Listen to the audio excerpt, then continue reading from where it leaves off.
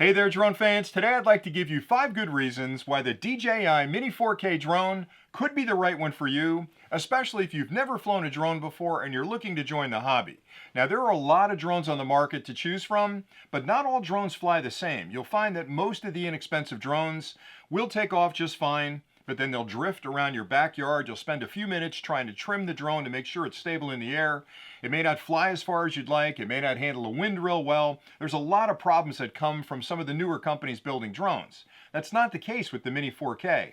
DJI has been building drones longer than most of the companies out there, and they build every category of drone, from the small sub 250 gram drones like the Mini 4K all the way up through large commercial drones. And over the years, they've developed technologies that has slowly trickled down into the smaller drones. So what you see here is an incredibly stable drone. It's really easy to fly.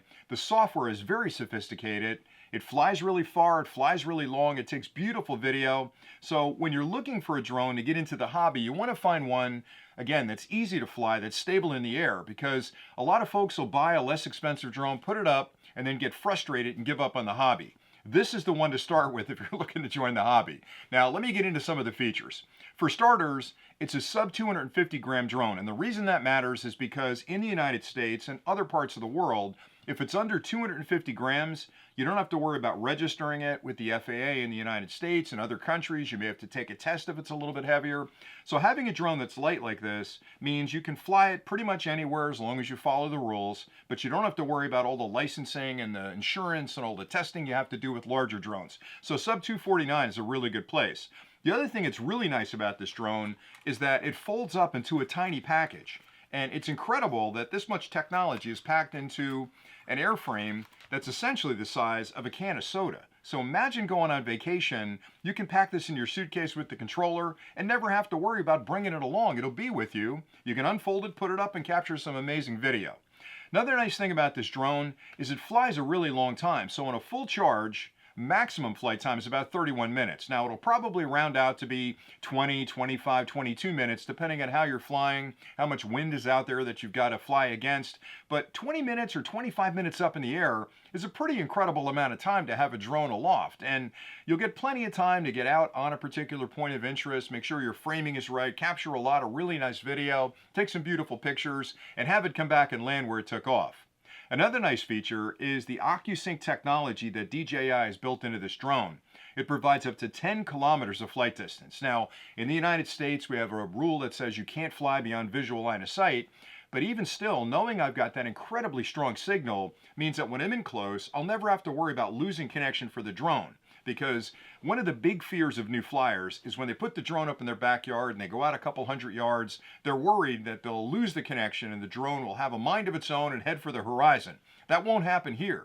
Matter of fact, if you fly it in an area where you do lose connection, maybe you've dropped down behind a building or you've dropped behind some trees somewhere and somehow you've lost connection, the drone is smart enough where it actually returns to the home point. So the drone will elevate to a site, or I should say to a height that you've set in the application. It'll turn to face your home point, fly back, and land pretty much where it took off. So a ton of safety features built in.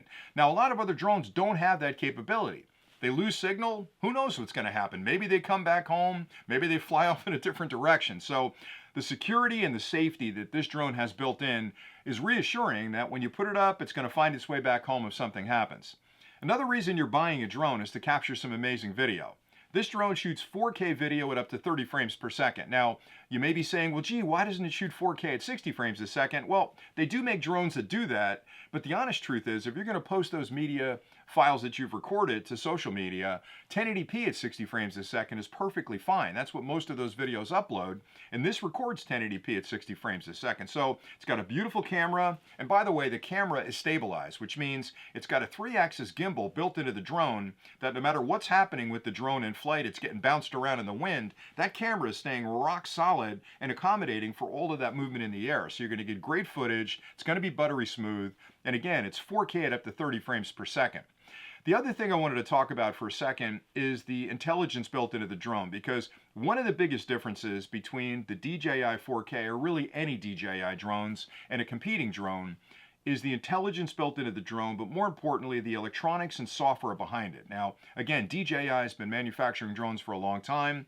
The connection technology, which is based on OcuSync, is proprietary DJI technology. Most other drones on the market are using a Wi-Fi or modified Wi-Fi, which has limitations. It's susceptible to noise. If you're in an environment with a lot of Wi-Fi signals, power lines, microwave ovens, you could have trouble with the other drone communicating with the controller. The OcuSync connection technology is frequency hopping, so it's finding the strongest signal for connection, and if you get into an area where there's a lot of noise in the background signal-wise, it'll find a cleaner frequency and move to that frequency, so you always have a solid connection. But more importantly, the way that the drone maintains its balance up in the air, its stability up in the air, takes a long time to develop. That's not something that's easy to do. So inside the drone, there are gyroscopic sensors, there's GPS coordination, there's all kinds of different compass inputs that come into the drone, and the software accumulates all that information and keeps that drone rock solid in the air, which is really important, and that's why a lot of other drones that cut corners are going to drift all over the place. And the last thing you want is a drone to be a couple hundred yards away from you and start drifting towards a tree. This drone's going to stay right where you leave it in the air. And then the last thing the software provides is a lot of automated features. So for example, the minute you power up this drone and put it up for the first time, you have a couple of selections in the software where it'll perform automated flight patterns. So you can hit a button, have it circle you, have it fly away from you, have it straight up in the air, fly straight up in the air away from you, all the while recording video. So immediately, you're an amazing drone pilot. Now you can certainly get good at those moves using the joysticks. It takes a little bit of time, but knowing you can hit a button and capture cinematic footage the first time you put it up in the air is pretty incredible.